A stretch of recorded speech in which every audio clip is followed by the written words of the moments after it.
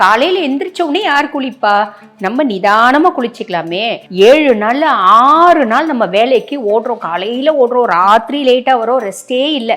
அப்ப ஞாயிற்றுக்கிழமை ஒரு நாள் முழுசும் நம்ம தூங்கறதுக்கான நாள் அப்படின்னு நிறைய பேர் நினைச்சிருக்காங்க. அந்த மாதிரி செய்யாதீங்க. அப்ப நாங்க எப்பதாம்மா ரெஸ்ட் எடுக்கிறது? ஓய்வுன்றது பெண்களுக்கு கிடையவே கிடையாதா? அப்படி இல்லைம்மா. பொதுவாகவே பாத்தீங்கன்னா மனுஷங்க பலவிதமான மனிதர்கள் இருக்கதானே செய்யறாங்க. அந்த மாதிரி தினம்தோறும் நான் நிதானமாக தான் எந்திரிப்பேன். 8 மணிக்கு தான் எந்திரிப்பேன். நான் சாப்பாடுலாம் செஞ்சு வச்சுட்டு எல்லாரும் போன பின்னாடி தான் குளிப்பேன். அந்த வேலை செய்யாதீங்க. காலையில எந்திரிச்ச உடனே முதல்ல குளிச்சிடுங்க. ஃபர்ஸ்ட் குளிச்சிடணும். சுவாமி ரூம்ல போய்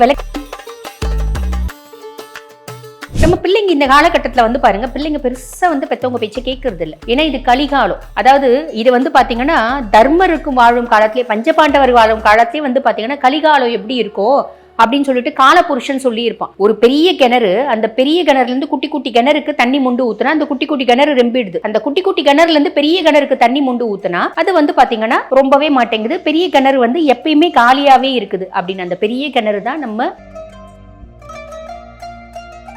அப்ப வீட்டுல எந்த விதத்திலயும் சண்டை, பிரச்சனை, அமக்களும், கத்துறது, ஆர்ப்பாட்டம் பண்றது, ஒரு சுமங்கலித்தனமா இல்லாம அமங்கலித்தனமா இருக்கிறது, சுத்தப்பத்தம் இல்லாம இருக்கிறது, வீட்டை சுத்தப்பத்தம் இல்லாம நம்ம பாத்தீங்கன்னா மெயின்டைன் பண்றது, மற்றவங்களை பார்த்து நம்ம பாத்தீங்கன்னா ஓம்பல் அப்படின்னு சொல்லுவாங்க பார்த்தீங்களா, வயிறு எரியுது, மற்றவங்க கெட்டு போனோம் அவங்கள பத்தி அவதூறா பேசுறது, காசிப் பேசுறது அப்படின்னு சொல்லுவாங்க பார்த்தீங்கன்னா, இது எதுவுமே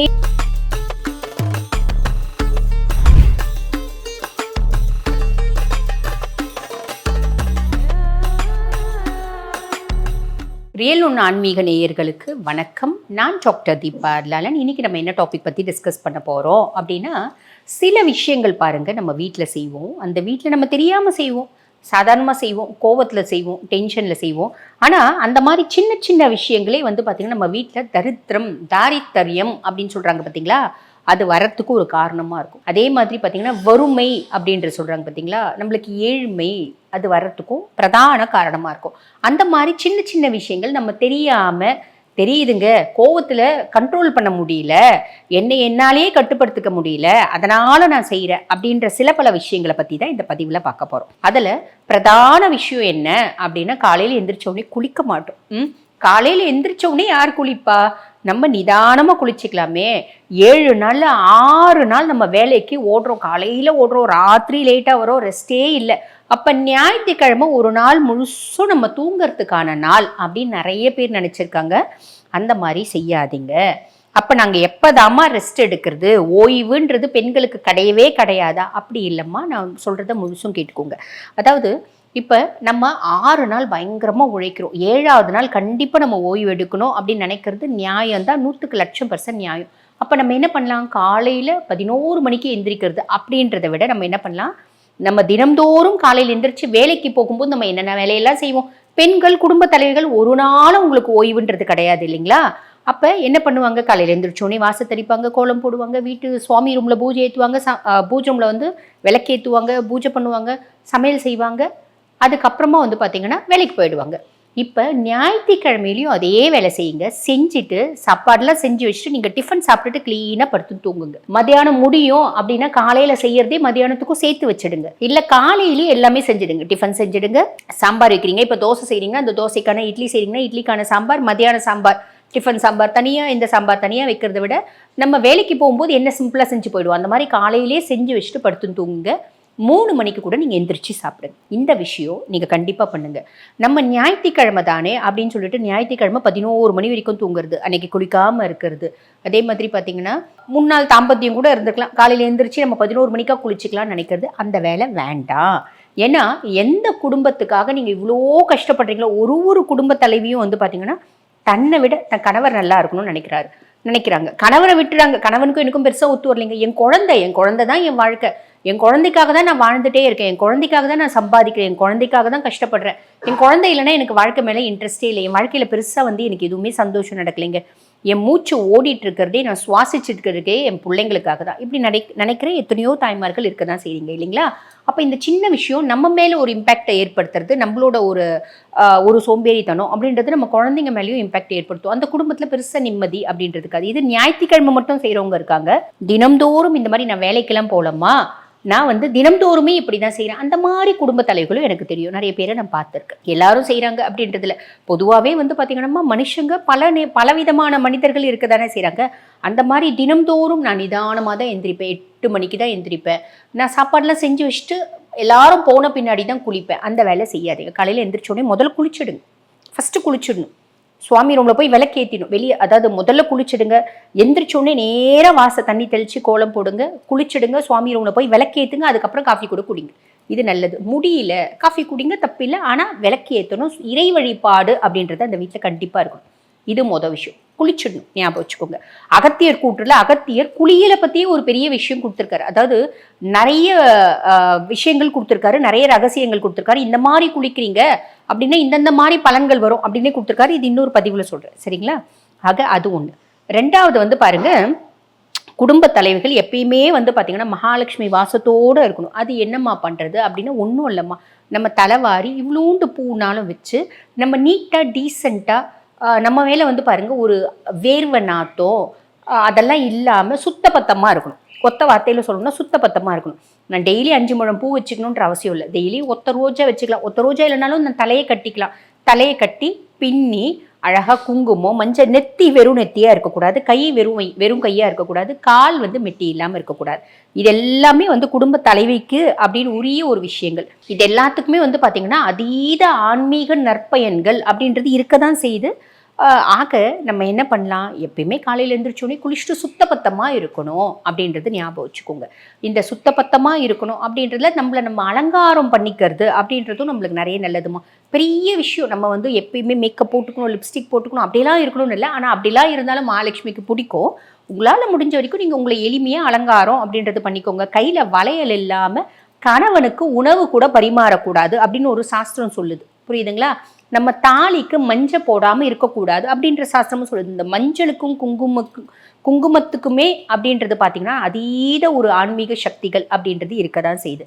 ஆக இந்த மாதிரி சின்ன சின்ன விஷயம் ஃபாலோ பண்ணுங்க, சரிங்களா? அதுக்கடுத்து வீட்டில் நம்ம பிள்ளைங்க இந்த காலகட்டத்தில் வந்து பாருங்கள், பிள்ளைங்க பெருசாக வந்து பெற்றவங்க பேச்சை கேட்கறது இல்லை. ஏன்னா இது கலிகாலம். அதாவது இது வந்து பார்த்திங்கன்னா தர்மருக்கு வாழும் காலத்திலே, பஞ்சபாண்டவர் வாழும் காலத்திலே வந்து பார்த்திங்கன்னா கலிகாலம் எப்படி இருக்கோ அப்படின்னு சொல்லிட்டு காலபுருஷன் சொல்லியிருப்பான். ஒரு பெரிய கிணறு, அந்த பெரிய கிணறுலேருந்து குட்டி குட்டி கிணறுக்கு தண்ணி முண்டு ஊற்றுனா அந்த குட்டி குட்டி கிணறு ரெம்பிடுது. அந்த குட்டி குட்டி கிணறுலேருந்து பெரிய கிணறுக்கு தண்ணி முண்டு ஊற்றுனா அது வந்து பார்த்திங்கன்னா ரொம்பவே மாட்டேங்குது. பெரிய கிணறு வந்து எப்பயுமே காலியாகவே இருக்குது. அப்படின்னு அந்த பெரிய கிணறு தான் நம்ம பெரியவங்க, பேரண்ட்ஸ், தாய் தந்தையர், பெற்றோர்கள். அந்த குட்டி குட்டி கிணறு பிள்ளைங்க. எப்பயுமே இந்த பெரிய கிணறான பெற்றோர்கள் பிள்ளைங்களோட சந்தோஷத்துக்காக பாடுபடுவாங்க. ஆனால் பிள்ளைங்க எப்பயுமே பெற்றவங்களை வந்து கவலையே பட மாட்டாங்க. இதுதான் கலிகாலத்துல நடக்கும் அப்படின்னு காலபுருஷன் அப்பயே சொல்லியிருப்பான். அது ஒரு பெரிய கதை. அந்த கதையை நம்ம வந்து உங்களுக்கு அந்த பதிவுல நான் சொல்றேன், புரியுதுங்களா? ஆக இது கலிகாலத்துக்கே உரிய ஒரு விஷயம். நம்ம பிள்ளைய பெத்தா கண்ணீர், தென்னையை வச்சா இளநீர், பிள்ளைய பெத்தா கண்ணீர்னு சொல்லுவாங்க பார்த்தீங்களா? அதுதான் கலிகாலம். எந்த பெற்றோர்களும் பிள்ளைங்களால சந்தோஷப்படுறது இல்லை. ஒரு காலகட்டத்தில் பிள்ளைங்களால கண்ணீர் அப்படின்றது தான் கலிகாலத்துல இருக்கும். அப்போ அந்த மாதிரி இருக்கும் பட்சத்தில் நம்ம என்ன பண்ணுவோம், பிள்ளைங்க சுத்தமாக சொல் பேச்சு கேட்க மாட்டேங்குதுன்னு வச்சுக்கோங்களேன். நீ எல்லாம் எங்கே உருப்பட போகிற, அந்த வார்த்தை நான் சொல்லக்கூடாது, பட் இருந்தாலும் சொல்கிறேன். நான் இந்த மாதிரி வார்த்தைகள்லாம் பயன்படுத்துறது இல்லை. உன்னை பெற்றதுக்கு 2 எரும மாட்டை பெற்றிருக்கலாம். நீ எல்லாம் விளங்குவியா, விளங்காமல் போவ. நீ எல்லாம் பின்னாடி எனக்கு அப்புறம் நீ படுற பாடு இருக்கு பாரு, நீ எல்லாம் உருப்படவே மாட்டடா, நீ எல்லாம் வீணா போவடா, நீ என்ன மனுஷனடா, இப்படி பல பேர் சனியனே அப்படி இப்படின்னு திட்டுவாங்க. அந்த மாதிரி திட்டாதீங்க. காரணம் என்ன அப்படின்னா, நம்ம வாழ்ந்தது மட்டும் வாழ்க்கை இல்லைங்க. நீ வாழ்ந்த, நீ சாதிச்ச, நீ செத்த, இதோட உன்னோட வாழ்க்கை முடியல. நீ வாழ்ந்த, நீ சாதிச்ச, உன் வம்சம் எப்படி இருக்கு. உன் பிள்ளை நல்லா இருந்தாதான் நீ வாழ்ந்ததுக்கு அர்த்தம். உன் பிள்ளை ஓஹோன்னு இருந்தாதான் நீ வாழ்ந்ததுக்கு அர்த்தம். உன் பிள்ளையே உன்னால வந்து பெருசா வந்து நல்லா கொண்டு வர முடியல. நீ என்னத்தை வாழ்ந்து என்ன ஆணை கட்டி வாழ்ந்தாலும் என்ன பிரயோஜனம் அப்படின்னு உலகம் உன்னை ஏசும். அப்ப நீங்க என்ன பண்ணணும், பிள்ளை நல்ல பிள்ளையோ கெட்ட பிள்ளையோ புத்திசாலியோ மக்கோ யாரா இருந்தாலும், எப்படிப்பட்ட பிள்ளையா இருந்தாலும் அந்த பிள்ளைய கரையேற்றுறது நம்மளோட கடமை அப்படின்னு நினைச்சு பெத்த வாயால நிறைய தாய்மார்கள் வயிறெறிஞ்சு இந்த மாதிரி வார்த்தைகளை சொல்லுவாங்க. அது தப்புன்னு நான் சொல்ல வரல, அவங்களோட கஷ்டம் அவங்களுக்கு தான் தெரியும். ஆனா சொல்லாதீங்க. பிள்ளைங்களை 4 பேர் முன்னாடி அசிங்கப்படுத்தாதீங்க. இதெல்லாம் வந்து பாருங்க, தெரிஞ்சோ தெரியாமையோ நம்ம குடும்பத்துல தாரித்தரியம் அப்படின்னு ஒண்ணு வரத்துக்கு காரணமா ஆரஞ்சிடும். அதுக்கும் மேல வீட்டுல வந்து பாருங்க, இந்த ததாஸ்து தேவதை அப்படின்னு ஒருத்தி இருப்பா. நீ என்ன சொன்னாலும் தத்தாஸ்து தத்தாஸ்து தத்தாஸ்துன்னு சொல்லிட்டே போவா. தத்தாஸ்துன்னா அப்படியே ஆகட்டும் அப்படின்னு சொல்லுவா. அது மட்டும் இல்ல, அஸ்வினி குமாரர்கள் உலகத்தை சுத்தி வருவாங்களாம் தினம்தோறும்.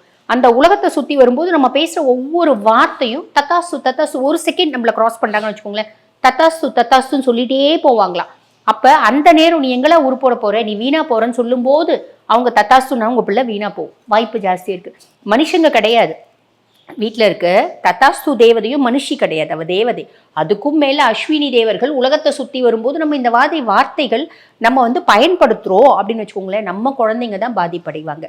அப்போ வீட்டில் எந்த விதத்துலையும் சண்டை, பிரச்சனை, அமக்களும், கத்துறது, ஆர்ப்பாட்டம் பண்ணுறது, ஒரு சுமங்கலித்தனமாக இல்லாமல் அமங்கலித்தனமாக இருக்கிறது, சுத்தப்பத்தம் இல்லாமல் இருக்கிறது, வீட்டை சுத்தப்பத்தம் இல்லாமல் நம்ம பார்த்திங்கன்னா மெயின்டைன் பண்ணுறது, மற்றவங்களை பார்த்து நம்ம பார்த்திங்கன்னா ஓம்பல் அப்படின்னு சொல்லுவாங்க பார்த்தீங்களா, வயிறு எரியுது, மற்றவங்க கெட்டு போனோம் அவங்கள பற்றி அவதூறாக பேசுறது, காசிப் பேசுறது அப்படின்னு சொல்லுவாங்க பார்த்தீங்கன்னா, இது எதுவுமே செய்யாதீங்க. இந்த மாதிரி இன்னும் நிறைய விஷயங்கள் இருக்குங்க, இனி வரும் பதிவுகளில் பார்க்கலாம். இது அத்தனையும் பார்த்திங்கன்னா நம்ம டபுள் ஏஜ் ஸ்வாட்னு சொல்லுவாங்க பார்த்தீங்களா, அதாவது ஒரு கத்தி ரெண்டு சைடும் கூர்மை இப்படி அடிக்க போயிட்டு அது அங்கே ரிஃப்ளெக்ட் ஆகி நம்மளே குத்தும். நம்மளோட செல்வ செழிப்பை குறைக்கக்கூடிய விஷயங்களா இது அத்தனையும் அமையும். இதுக்கும் மேலே நிறைய விஷயங்கள் இருக்குது, இனி வரும் பதிவுகளில் பார்க்கலாம். ஆக இந்த பதிவு உங்களுக்கு பயனுள்ளதாக இருக்கும்னு நினைக்கிறேன். இதே மாதிரி இன்னொரு பதிவில் உங்களை சந்திக்கிறேன். நன்றி.